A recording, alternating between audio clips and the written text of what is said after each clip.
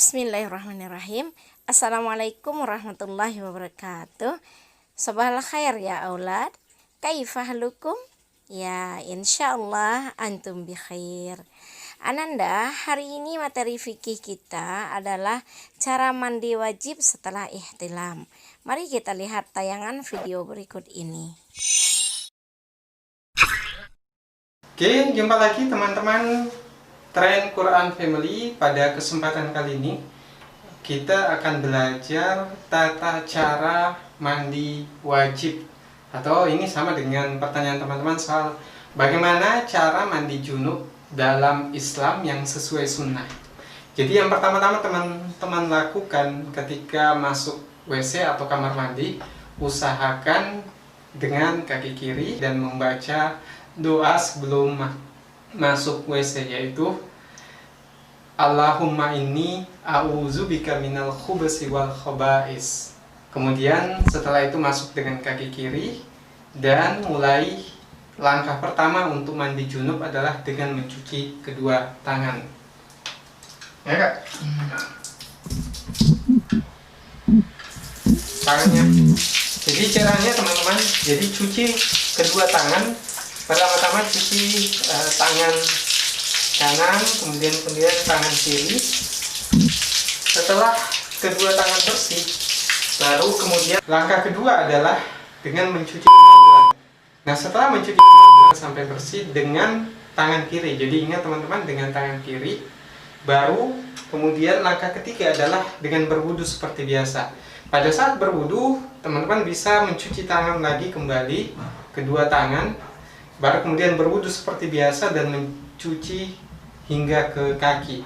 Ada juga sunnahnya, teman-teman berwudu tapi tidak mencuci sampai kaki. Nanti setelah mandi junub baru kemudian mencuci kedua kaki sampai bersih. Nah, langkah yang keempat adalah setelah kita mencuci kedua tangan, mencuci kemaluan, kemudian berwudu. Langkah keempat adalah mulai dengan mandi junub.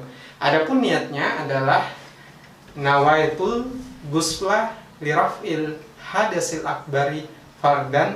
Kemudian teman-teman sebut nama Tuhan. Silahkan lihat teks lengkapnya di bawah sini. Nah, tata cara mandi wajib adalah yang pertama teman-teman, sesuai sunnah adalah mencuci kepala dengan menyiram atau mencuci kepala sampai ke sela-sela sambil menekan-nekan. Jadi usahakan airnya masuk sampai ke kepala. Tapi ada satu tips yang sangat perlu teman-teman lakukan, terutama yang sudah berumur di atas 35-40 tahun. Maka usahakan pada saat mandi junub, usahakan menyiram kedua bahu terlebih dahulu, atau menyiram kedua paha juga.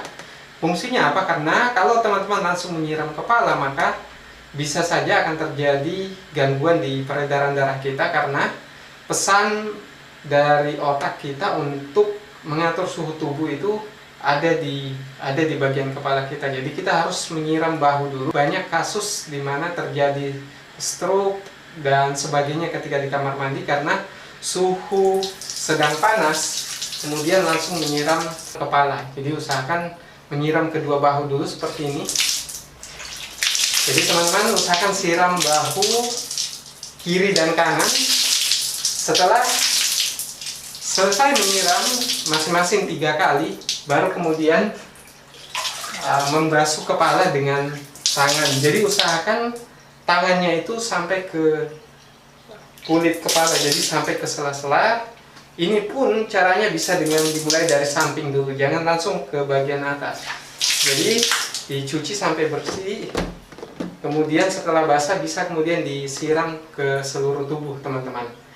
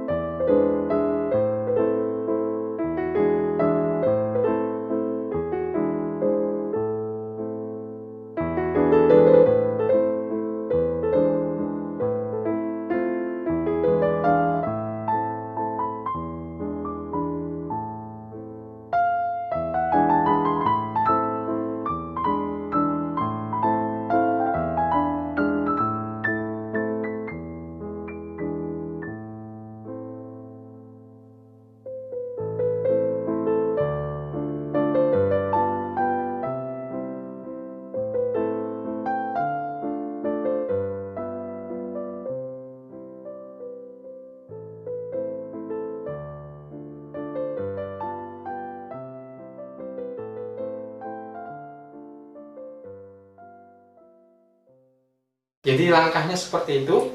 Jadi setelah kita menyiram kedua bahu, baru kemudian menyiram semua bagian tubuh kita sampai semua bagian lipatan-lipatan tubuh itu terkena air sampai sempurna. Nah setelah itu, karena setelah ini mungkin teman-teman akan sholat, maka ada baiknya setelah ini lakukan wudhu lagi, baru kemudian sempurnakan sampai akhir teman-teman. Nah setelah itu barulah tata cara mandi junub telah kita lakukan dengan sempurna. Mungkin itu yang bisa saya sampaikan. Sekian. Nah Ananda, itulah tadi tata cara mandi junub ya. Mandi junub artinya adalah mandi wajib. Nah, cara mandi junub yang Ananda lihat tadi tidak hanya disebabkan karena ihtilam, tetapi cara mandi junub atau mandi wajib setelah haid juga sama seperti mandi wajib yang di video tadi. Nah, mudah-mudahan anak Bu Irat di kelas 4 bisa memahami dan mengamalkan ilmu tentang mandi wajib bagi Ananda yang sudah mengalami ihtilam atau bagi Ananda yang sudah mendapatkan haid. Sekian materi kita kali ini. Billahi taufik wal hidayah. Wassalamualaikum warahmatullahi wabarakatuh.